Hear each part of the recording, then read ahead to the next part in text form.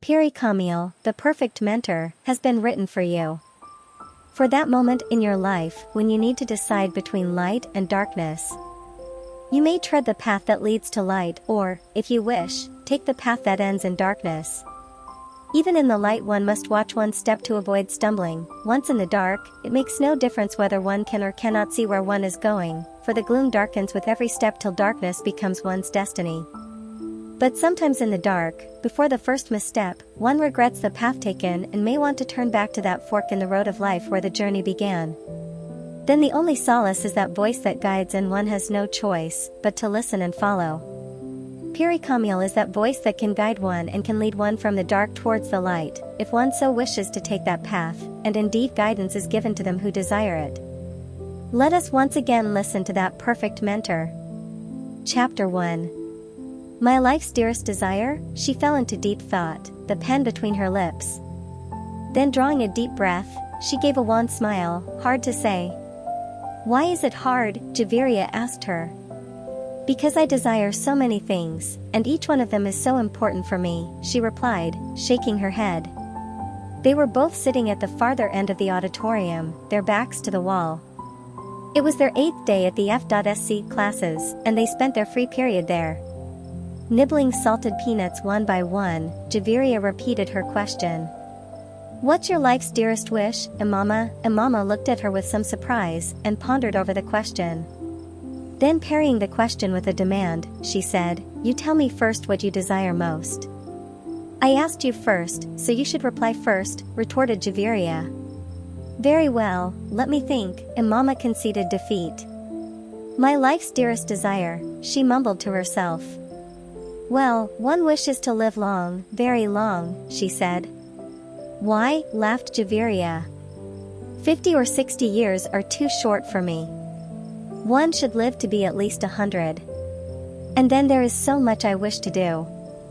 Should I die early, all my wishes would remain unfulfilled. She popped a peanut into her mouth. What else? Said Javiria.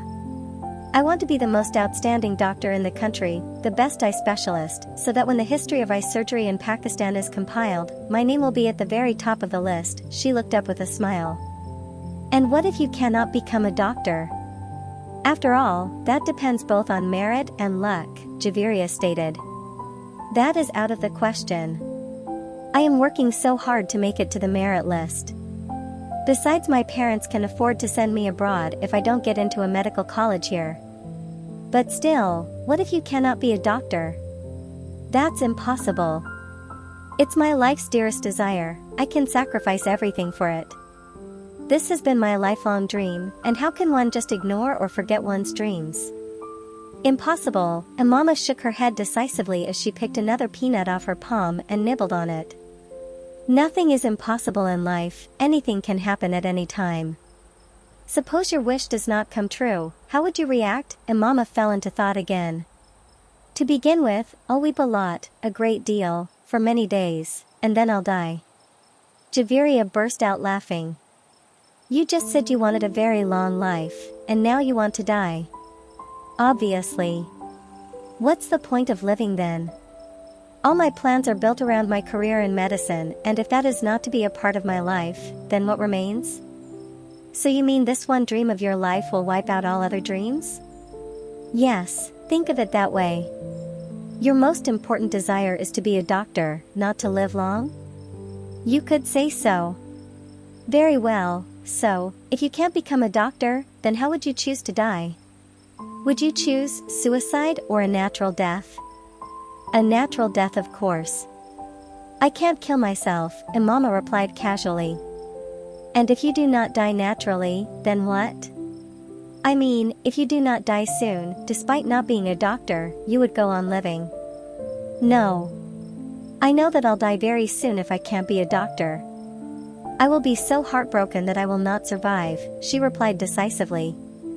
It is difficult to believe that a cheerful person like you can be so despairing as to cry yourself to death.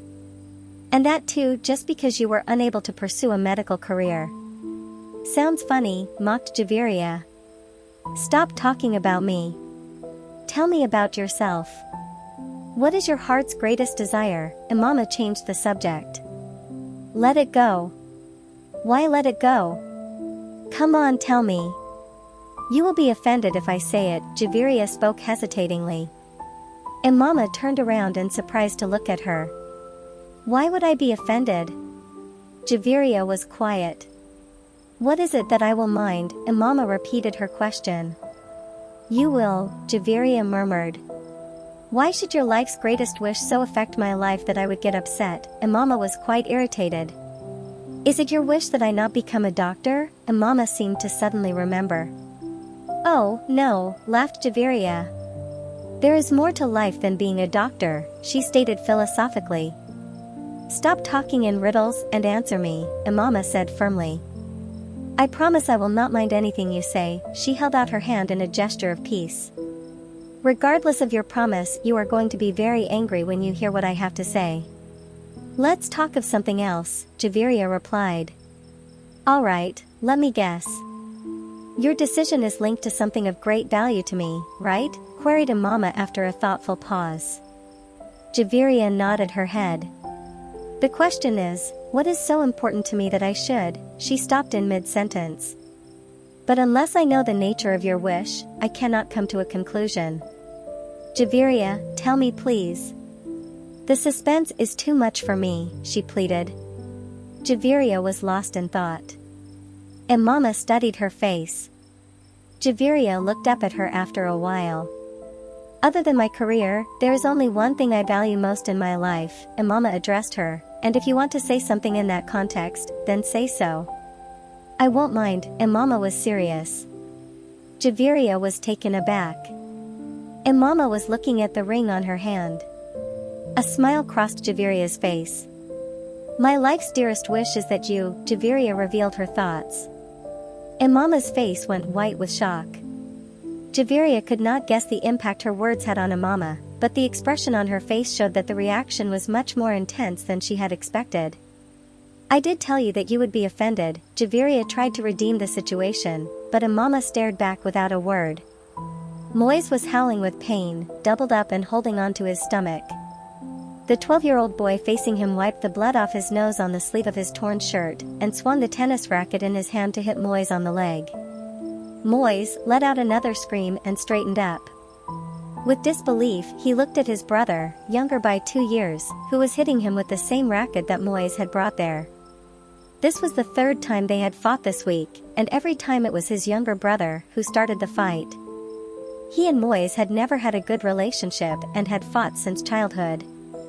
But their quarrels had been mostly verbal and included threats, but of late they had become physical. This is what happened today. They had come back from school together. When they got down from the car, the younger brother roughly dragged his bag out of the boot as Moise was picking up his school bag. In the process, he bruised Moise's hand, making him wince with pain. Have you gone blind? Moise cried out as his brother walked off nonchalantly. He heard Moise, turned round, looked at him, then opened the front door, and walked into the lounge. Incensed, Moise followed on his heels. The next time you do anything like that, I'll break your hand, Moise shouted. The younger boy took his bag off his shoulder, put it down, and with hands on his hips, defiantly faced Moise. I will, so what will you do?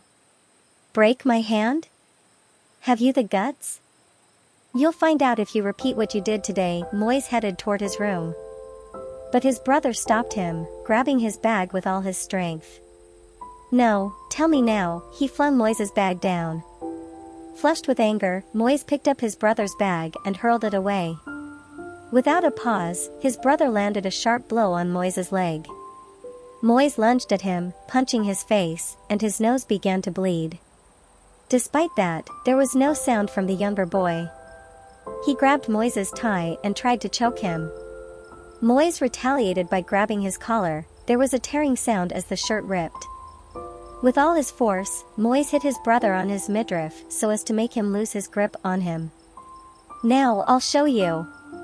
I'll break your hand. Shouting and abusing, Moise picked up the tennis racket that was lying in corner of the lounge. The next thing he knew was that the racket was in his brother's hand and was swung with such force that Moise could not save himself. Blows rained down on him, on his back and legs. Their older brother came into the lounge in a fit of rage. What is your problem? You create an upheaval as soon as you get home. At the sound of his voice, the younger brother first lowered and then raised the racket again. And you, aren't you ashamed of yourself for raising your hand at your older brother? The eldest brother looked at the hand holding the racket. No, he retorted without any remorse. He threw the racket down, picked up his bag and walked away. You will have to pay for this, Moise called out after him, rubbing his sore leg. Sure, why not? He gave Moise a weird smile. Get a bat the next time. It was no fun hitting you with a tennis racket, no bones are broken. Check out your nose, it's broken for sure. Furious, Moise looked towards the staircase where his brother had been standing just a while ago. For the fourth time, Mrs. Samantha Richards stared at the boy sitting on the first chair in the second row by the window. With complete disregard for the class, he was busy staring out of the window. From time to time, he would look at Mrs. Richards, and then turn back to the view from the window. This was her first day as biology teacher at one of the international schools in Islamabad. She was a diplomat's wife and a teacher by profession. They had recently arrived in Islamabad. At all her husband's postings, she had taken up teaching assignments in the schools attached to the embassy. Continuing the syllabus and teaching schedule of her predecessor Ms. Merriam, after a brief introduction to the class Mrs. Richards began explaining the function of the heart and the circulation system and drew a diagram on the board. She looked at the student who was looking distractedly out of the window and, using a time-worn technique, she fixed her gaze on him and stopped speaking.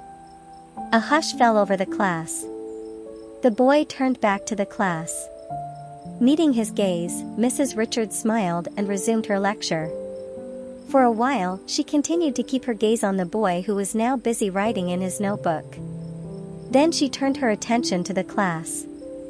She believed the boy was embarrassed enough not to let his attention wander, but just a couple of minutes later, she found him looking out of the window again. Once more, she stopped her lecture, and he turned to look at her. This time she did not smile. She continued addressing the class. As she turned to the writing board, the student again turned to the window. A look of annoyance crossed her face, and as she fell silent again, the boy looked at her with a frown, and looked away, beyond the window. His attitude was so insulting that Mrs. Samantha Richards's face flushed. "Sala, what are you looking at?" she asked sternly. "Nothing," came the one-word reply. He gave her a piercing look. "Do you know what I am teaching?"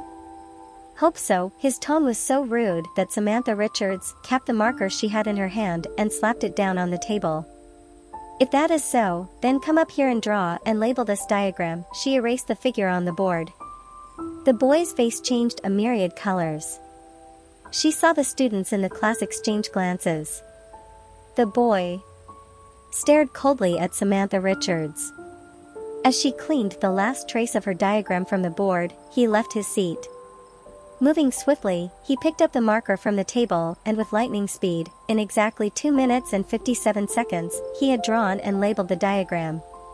Replacing the cap on the marker, he slapped it down on the table just as Mrs. Richards had done, and, without looking at her, returned to his seat.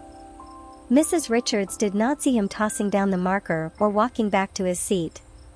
She was looking in disbelief at the diagram, which had taken her 10 minutes to make, and which he had completed in less than 3 minutes. It was far better than her work, she could not find even a minor flaw in it. Somewhat embarrassed, she turned to look at the boy. Once again, he was looking out of the window. Wasim knocked on the door for the 3rd time, this time he could hear a mama inside. "Who is it?" "Mama, it's me."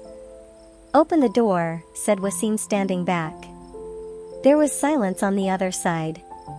A little later, the lock clicked and Wasim turned the doorknob to enter. Mama moved towards her bed, with her back to Wasim. "What brings you here at this time? Why did you turn in so early?" "It's only 10 now," replied Wasim as he walked in. "I was sleepy." She sat down on the bed. Wasim was alarmed to see her. "Have you been crying?" It was a spontaneous remark. Mama's eyes were red and swollen and she was trying to look away. No, I wasn't crying. Just a bad headache." She tried to smile.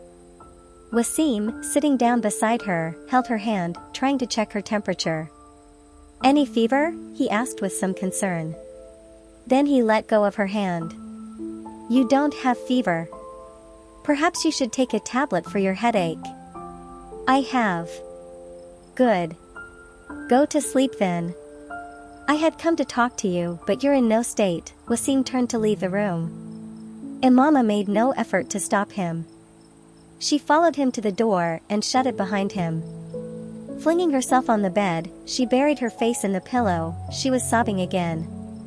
The 13-year-old boy was engrossed in a music show on TV when Tayaba peeped in. She looked at her son somewhat uncertainly, and entered the room, irritated. "What's going on?" "I'm watching TV," he replied without looking at her. "Watching TV? For God's sake. Are you aware that your exams have started?" Tayaba asked, standing in front of him. "So what?" he said, annoyed. "So what? You should be in your room with your books, not sitting here watching this vulgar show," Tayaba scolded him. "I have studied as much as I need to. Now please move out of my way." His tone reflected his irritation. "All the same, go in and study." Tayaba stood her ground. "No. I will not get up, nor will I go in and study. My studies and my papers are my concern, not yours. If you were concerned about your studies, would you be sitting here?"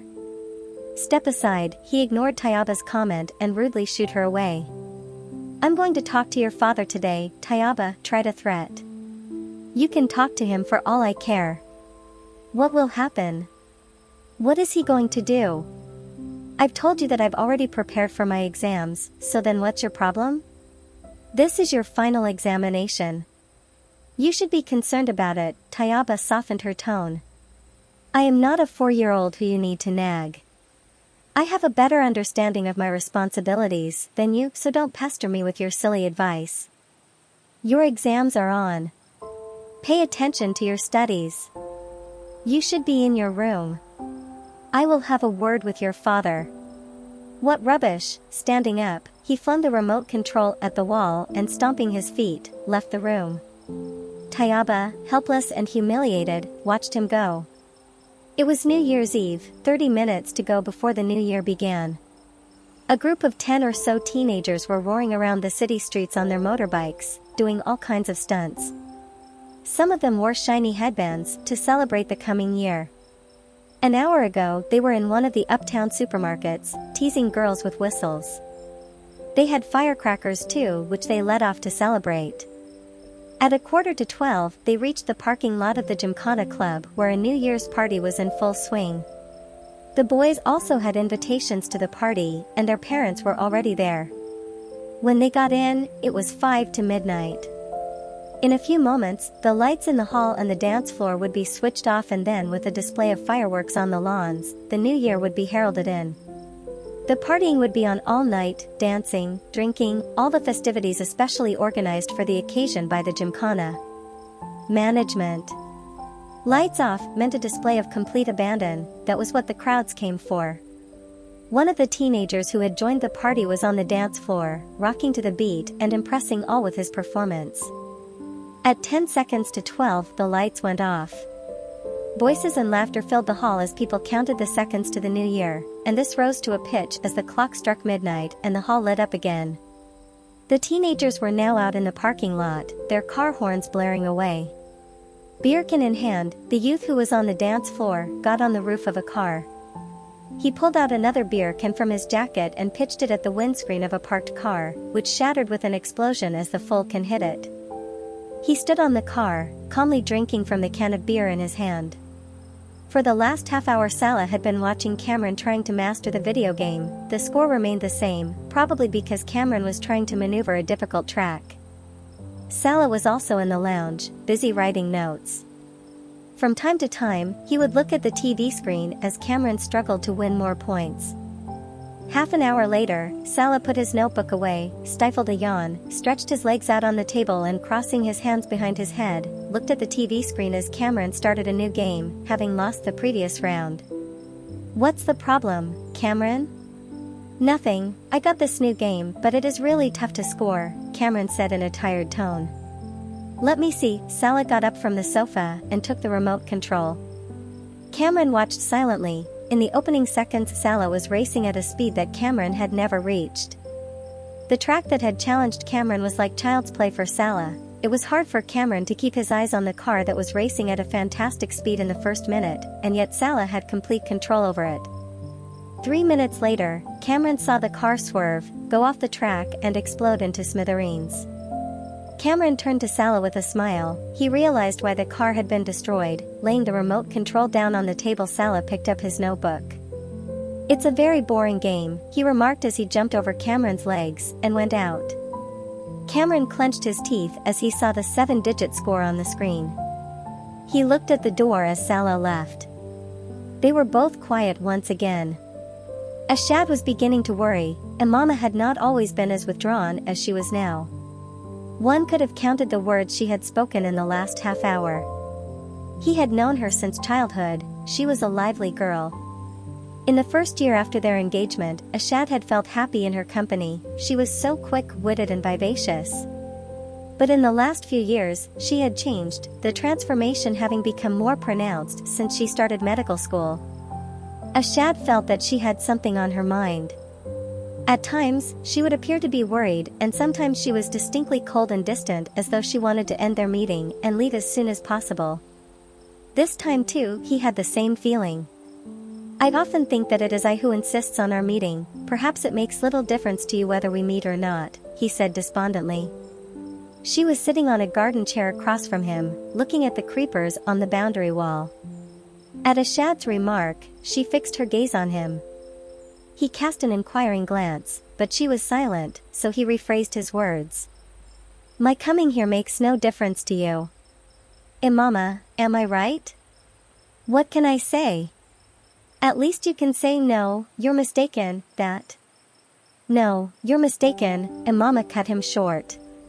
Her tone was as cold and her expression as indifferent as before. Ashad sighed in despair.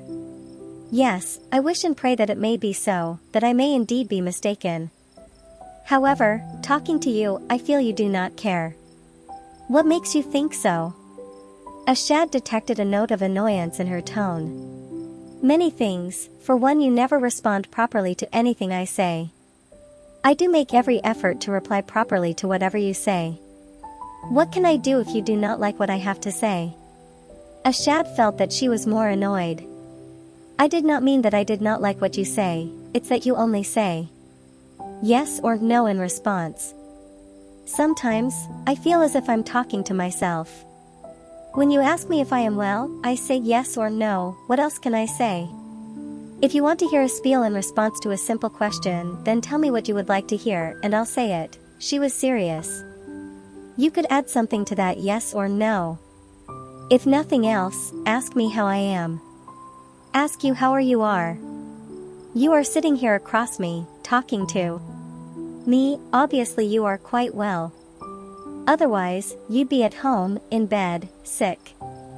And Mama, these are formalities. And you know very well that I do not believe in formalities. There's no need for you to ask me how I am, I will not mind it at all.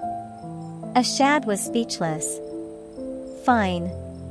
Formalities aside, one can talk of other things, discuss something. Talk to each other about what interests us, what keeps us busy. Ashad, what can I discuss with you? You're a businessman, I am a medical student, what should I ask you? About the stock market position? Was the trend bullish or bearish? By how many points did the index rise? Or where you are sending the next consignment?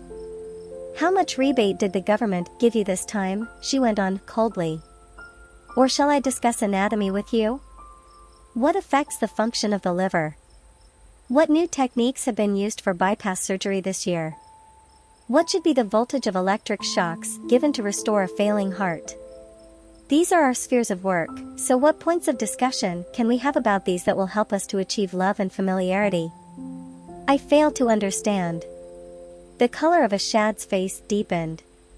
He was cursing the moment that he had complained to a mama. There are other interests too in a person's life, he said weakly. No, besides my studies, there's no other interest in my life, Imama said decisively, shaking her head for emphasis. After all, we shared interests earlier on. Forget about what happened earlier, Imama interjected. I cannot afford to waste time now. What surprises me is that despite being a businessman you are so immature and emotional. You should be more practical. Ashad was silent. We know our relationship.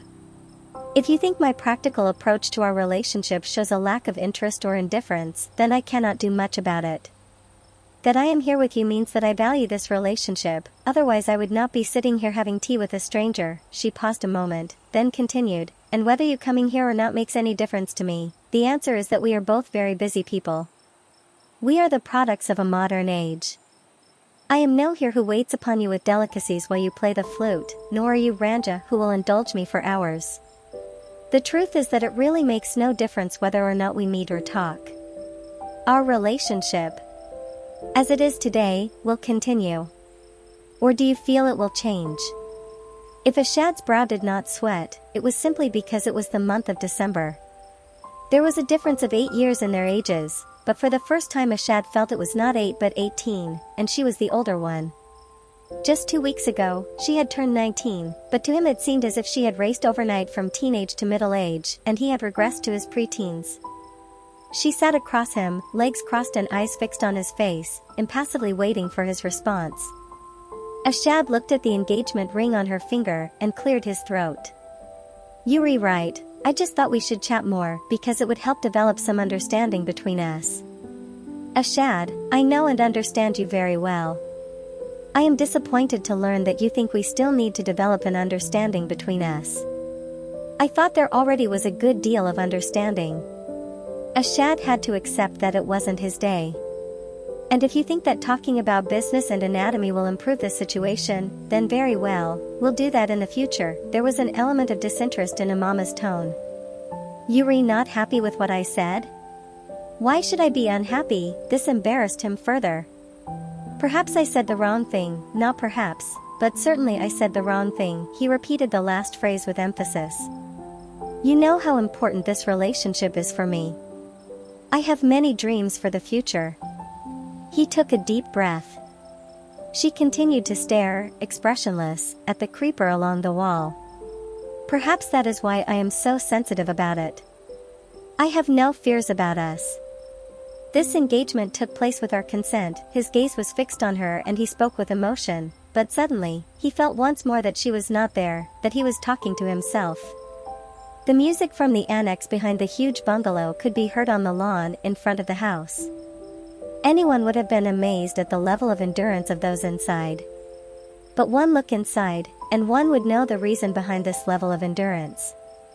The room was full of swirling smoke and a strange smell.